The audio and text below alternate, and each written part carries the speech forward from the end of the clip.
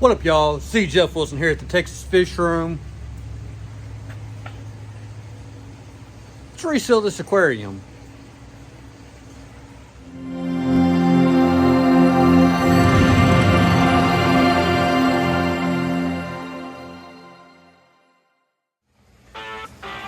So what we have here is a 125, and if you look at some of these seals, they're not in the best condition.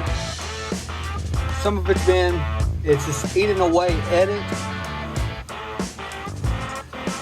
It does hold water, but I don't trust these seals enough.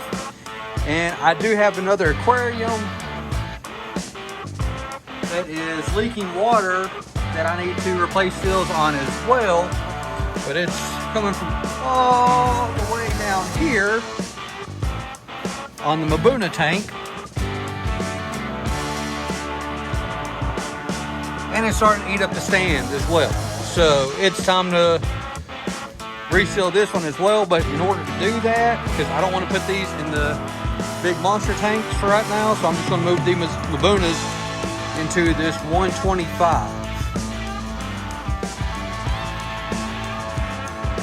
So to start on this, I do have this nice little tool. This is meant for removing silicone. And it shouldn't technically mess up the glass, but if it does, I'm just staying on the corners. So, and it's better than using just a straight razor, because I don't want to go through this to have to fully tear down the aquarium to reseal it. So this right here is real simple. Goes off in that corner, and like I said, it will start pulling off the silicone. Now, it's not a quick, easy job. Like I said, this does help out. It'll still be a little bit. I'll have to get in there part with this flat razor, so I'm gonna get to work on that and then show y'all what it looks like after I get it all scraped out. So we do have most of the silicone scraped off. There's still, if I get the focus, there's still a little bit there, not much, but what I'm going to do, I'm going to take a straight razor and be real careful and scrape the last little bit off, making sure not to get off into that seam, because I don't want to bust that seam and fully have to tear down this aquarium. You do want to take your time. There is tools to help hold that razor blade a little bit better, but I use them all the time, being in a sign shop and years of being an automotive painter. It's quicker for me to just use my hand, but I'm gonna get that all done and then show you all the next step. Now, with us having all the silicone and everything scraped out with the razors and the little tools we've been using, the next step as far as this is good prep before you put your silicone down. I use alcohol because it'll help remove whatever grease or oil from your hands that was in the tank or whatever it was, to help give it a better surface to adhere to. So that way you don't have a chance of premature failure of the silicone breaking or just anything else that can go wrong. This does help, because the better you prep it now, the better the outcome in the long haul, because you want this to last for years. And the way I do this, like I said, I've never had any issues with this. Like I said, and it's just some cheap Walmart alcohol, regular alcohol. So you can use other things, some thinners or anything like that. This is what I prefer. This is what I use when I'm applying vinyl up at work on the vehicles and stuff. So I trust this. Never had any issues out of it. So that's why I'm going to keep using on here until I find something better. So I'm going to get swapped out. I'll probably wipe this down 3 to 4 times, if not more than that. I just want to make sure this surface is clean as possible, because I don't want 125 gallons of water on the floor, much less whatever other aquarium I am doing this to. It's not fun. I've had a tank bust, not from the seals from doing this, but I have had a tank bust, and it was not fun. Do not recommend it. So, prep. Make sure your surface is as clean as possible to stop that premature failure. Now that we have our aquarium all clean on the inside where the silicone's going to be going, what I did on the corners going up, I went through and put some painter's tape. That way I have a good, nice, clean line up here. I'm not too worried about it down at the bottom of the rim.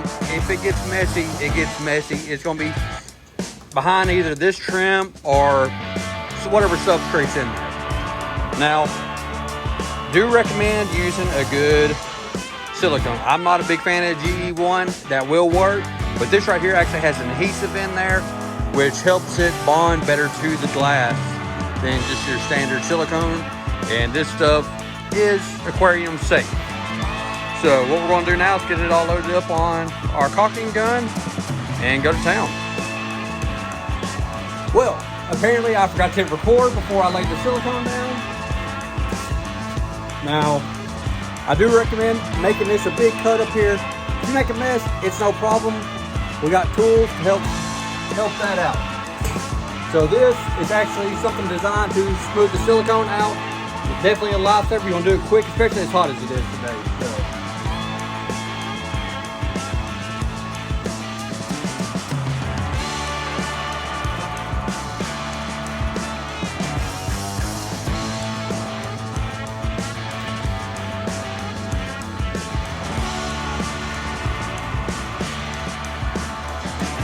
Now, after you get this all done, you want to make sure you pull your tape. You don't want this to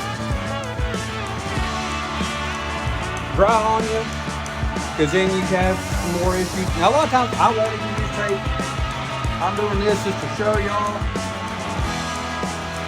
because it don't bother me if my tape job's not looking the prettiest or not right there. So, but just showing y'all how to get nice clean edges on there. It does help. Is it worth the extra effort? It's up to you. Me personally, it doesn't matter if it's real clean or not, because like I said, this thing's all scratched up as it is. So, but just want to make sure you get all this off. And if it happens to pull up some of your silicone, just go back and smooth it on out.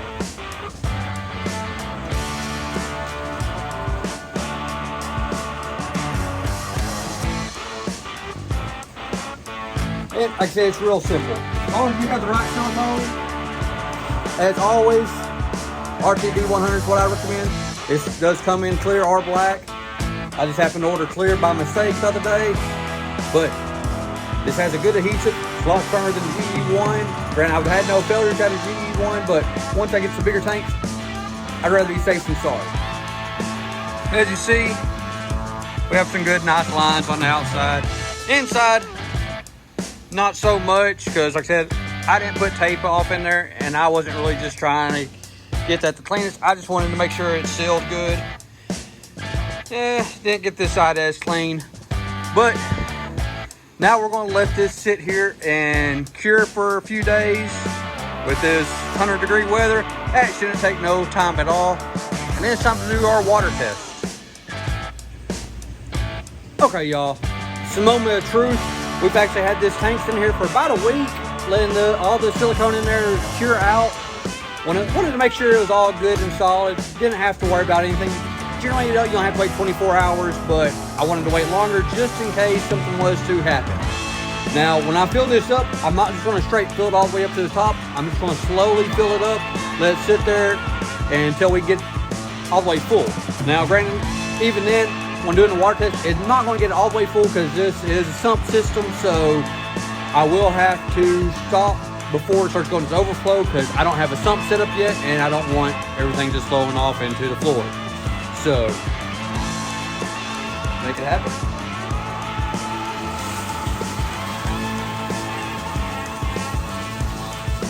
So, like I said, I'm going to let this do this for a little while, and next time y'all see this aquarium, it's going to be way different. Well, while y'all are doing other projects, make sure you're paying attention to other stuff that you got going on. I was doing water changes.